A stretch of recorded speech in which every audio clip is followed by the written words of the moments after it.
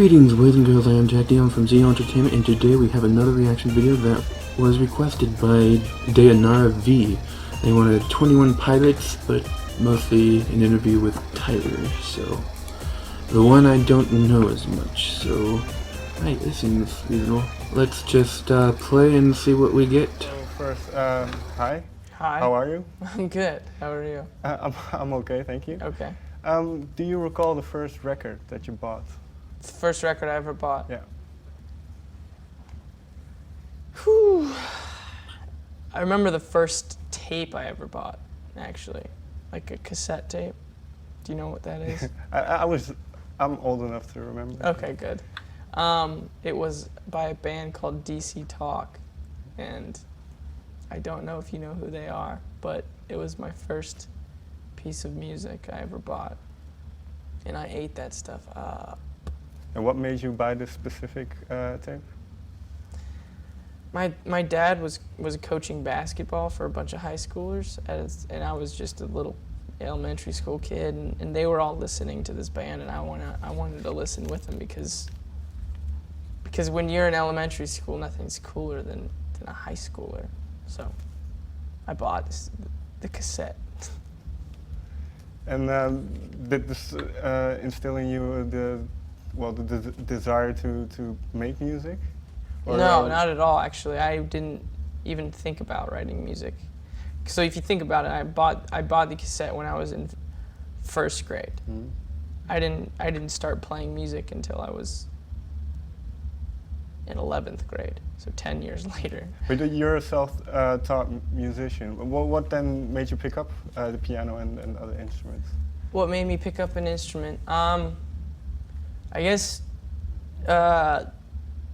identity issues, because I didn't know who I was, and I thought I was one thing. You know, it's like all about when you go to school and you interact with different kids, you try to figure out who you are. You know, what am I? Am I the jock? Am I I never did the that. guy who's in theater? I already knew who I in was. choir? Do I play songs? Do I whatever?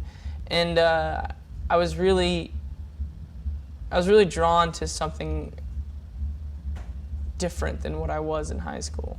Because in high school I was a guy who did sports, and I didn't really like that, I didn't think. So when I first started learning how to play the piano, I think I just accidentally found that, and then I liked who I was when I was doing that. So did it help you find your identity more? Oh yeah, for sure. I mean, it was even inside of my own family. Like none of my family does any music or anything, so I was just the weird music guy, you know. But was it encouraged or? No, in my family, yeah. They didn't really understand what was going on because, like I said, none of them really are musical at all. But they thought it was cool. You know, it's like I set up a microphone and my own, little studio in the basement, and my mom's washing the dishes and she hears her son screaming his head off down in the basement trying to record vocals, and she's got to be thinking, what the heck is going on with him? So I'm sure that they were really confused.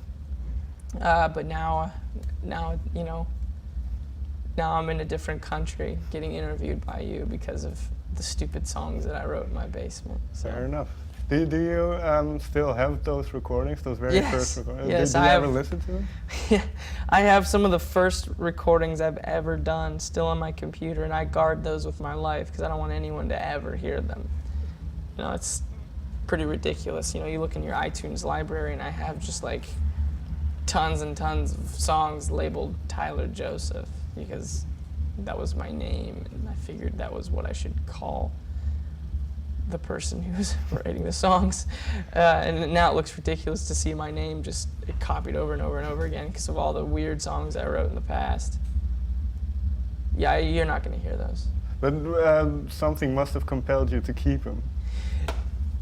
Yeah, you're right. I don't know what, I mean, I've thrown away a lot of stuff, and I mostly throw away ideas now more than ever because when I try to write, I get a lot out of it. Like it helps me work through things, Like in a cathartic sense? Yeah, absolutely. That's my word, actually. That's my favorite word. Catharsis is I had that word as a vocabulary word in high school, and I'll never forget it because it explained exactly what songwriting is for me. And you don't need to keep the song in order to feel the effect of something like that. So sometimes I'll throw things away, but back then I didn't throw stuff away as much because it was so precious, because they were my first song. I kept every single song I wrote, so I have about almost 700 of them now. And then, well, looking back, how did you describe them as being terrible? What then helped you develop as a musician? Listening to other songs. I became a student of the radio and a student of the internet. So some specific bands maybe, or?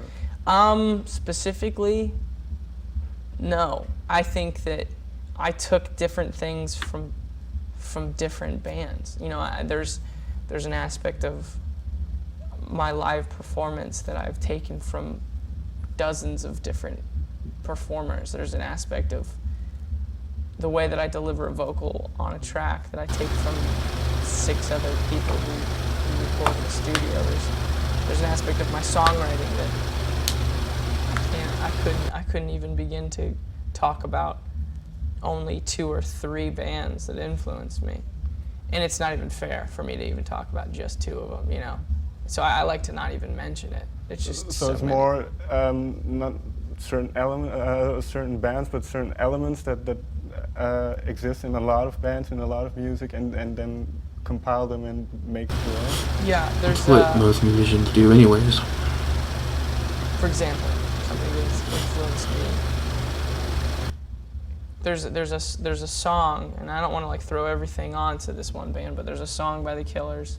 They do a music video too, and he's standing in the middle of the city in Japan, I believe, and he looks dead in the camera, and his eyes are really calm, but there's a moment where like his hand kind of twitches, suggesting I'm trying to come across as if I'm fine, but really there's something wrong. I think of a moment like that. That has influenced me musically more than any, you know, song has. You know, because I come from a generation that had YouTube. Mm-hmm. You know, I could look up anything I wanted. Yeah. I was influenced by, there's a music video by My Chemical Romance where they're playing in just this dusty abyss. And I've never, you know, they just pour it all out. It's like, that's how much I want to believe in my music. So those things, I think of like just different moments, you know, like. But I you know, those bands are amazing. But I want to be better than them, you know. So, what you were just describing in that music video by the Killers, that actually sounds like. On your website, there's this bio section where you talk about joy and happiness and the distinction between them. Mm-hmm. And this sounds very much like what you just described, the pretense of happiness, but actually it's just joy, and which fades away. So is that correct in assuming? Yeah. No, I think that what I get out of traveling around the world now, being able to play music, is there are a few things that just translate perfectly. You have sexuality, you know, people are attracted to one another. You know, you have food, people love food. Everybody in the entire world likes food. And you have music. And really those are like the only things that there are. I mean, I'm sure we could come up with some other theories, but you know, you think about music and how it just applies to everyone. Universal. It's very, you know, universal is a perfect word for it. So then I start, as a songwriter, I start thinking of other universal concepts. And I think that one of those, whether or not people really understand it, is the concept of trying to figure out how to go about this life in a way that you enjoy yourself, or in a way that you like who you are. And whether or not you like who you are is really hinged upon whether or not you have joy. Because I'm happy that I'm here right now talking to you, but then something else could happen where I'm about to go play a show and nothing goes right, and then I'm not happy anymore. It's fleeting, it gets influenced by the things that are going on around me. And if I'm controlled by just that, then I'm gonna go nuts. I need to find something bigger. I need to find something that I have joy, which I feel like it spans out over my entire life. If hopefully, more than just a moment, hopefully a day, a month, years, where joy just is there. And I think that when you find joy, then you find peace. And when you find peace, then you have obviously found something to believe in. But it is still, I assume, then a continuous struggle to find it. Absolutely. And that goes back to another universal language, and that's struggling to find peace. And that's something I think that every single person on earth has to figure out. More or less. That was pretty interesting. Most of the stuff he said, there's a lot of things I kind of didn't ring true with me, but a few things did. It was pretty cool and interesting. And the weird thing about music is, for me recently, starting to become, I guess I'll use the word he used, joy. And for me, joyless. The more joyless I've become in the past month or two, maybe even 3. I don't know, it's just, there have been times where I don't listen to music much. And recently it just keeps going down and down until there'll be days where I just don't listen to music at all during the whole day. And for being a guitarist for most of my life, a little bit over half, and just being a musician in general, it's kind of weird, but when you don't have a band, it kind of takes the joy out of music when you can't be in a band. Yeah, there'll be some days where I just it'll be like midnight or 1 in the morning, I'll be like, I have to listen to something before I go to bed. So for the longest time when I was doing these reaction videos, like all of last year, most of that time, those reaction videos I listened to were usually the only music I listened to during the day. So it'd be like 3 songs a day. It is something to think about for sure though, so that's very thought-provoking. That's all I can think on for that one. I hope you all enjoyed this reaction video, and if you did, let me know by giving it a virtual hug, which is simply by clicking that like button. Comment in the section below what you guys thought of the video that we viewed together.